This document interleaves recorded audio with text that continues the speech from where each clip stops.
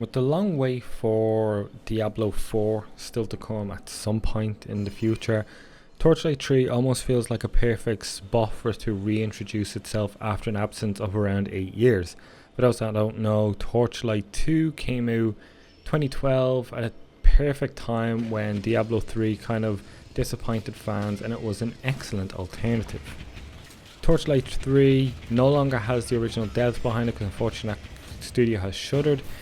However, the developers here and publishers Perfect World have had a bit of a troubled history with this game, and it's evident in its structure. Initially, Torchlight Frontiers, as it was called, was going to be a free-to-play game.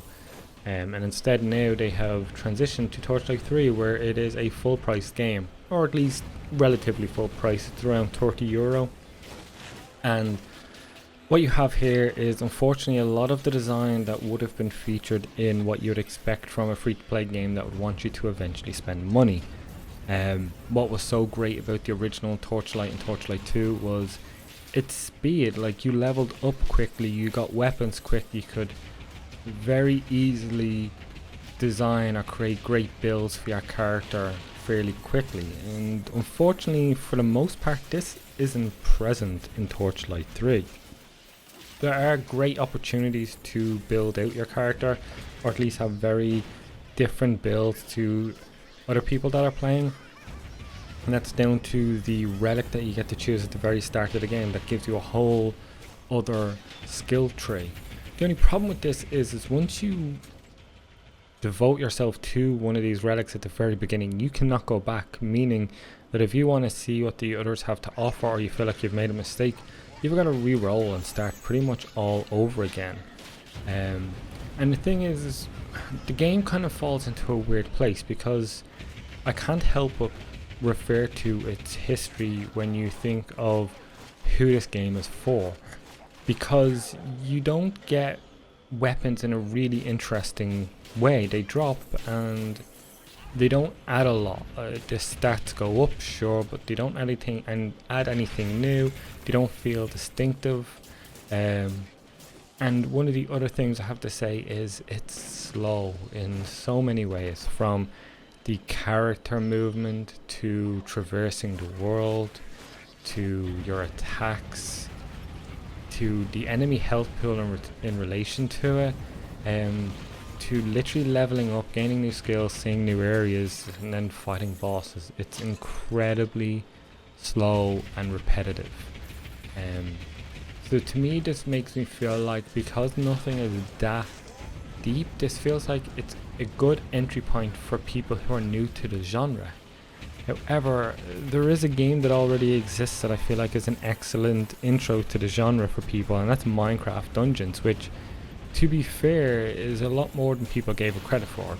Although we're talking about Torchlight 3 here today, it is a fine game, it's competent, but the one major thing I do have to say positively before I really start maybe going back into the negatives is the fact that there are decent character selection and at least the option to create different builds from the beginning. It's just you're kind of stuck in from the beginning. This isn't a game where you're going to be theory crafting the best builds for the best classes with the best skill trees. This is a game where you will click and click and click away, which is totally fine. The only problem is it's so slow, and like I mentioned already, it is repetitive, and that goes for the locations you visit, to the enemies you face, and even to the bosses. And that's amplified by one of the new features called phase bosses. So throughout the world, as you're traversing, certain enemies will be coloured with a purple hue. Should you kill them, that will open a portal to a phase boss, and the phase boss will have certain mutations attached to them.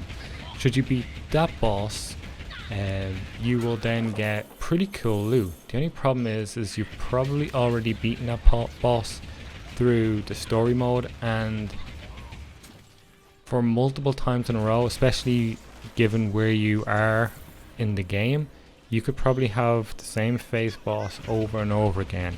And I had that in my experience with fairly early on with the wide load boss. He just kept popping up over and over and over again, and And the problem as well, so the bosses aren't very entertaining to fight.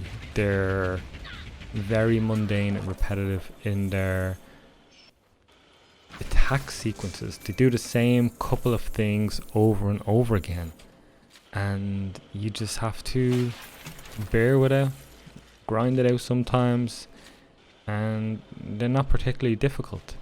However, there's a few other little things just from the moment to moment gameplay that just holds it back so much from me. There's been multiple times when I was just got stuck in the geometry or stuck between the geometry and enemies, and my attacks would not hit, which meant then that I just got stuck and died, which was obviously very frustrating. Also, there have been times when button inputs just didn't register, whether they were one of my skills or whether it was taking a health potion. They just didn't register. And when things get really hectic, you want to be able to trust every button press, especially these types of games. And there have been times when I knew I pressed the health potion because I was getting low on health, thinking, okay, I'm going to start to build back up now again, and then I die because the health potion never took. And I knew that because the number of health potions were still the same from before. It's just these things, as well as it being an incredibly slow grind to level up, which goes against everything I feel like Torchlight was. Torchlight was fast and fluid and fun. This is none of those things. It's dull, it's repetitive, it's still kind of broken, and it lacks any sort of heart or personality that the previous games in the series had.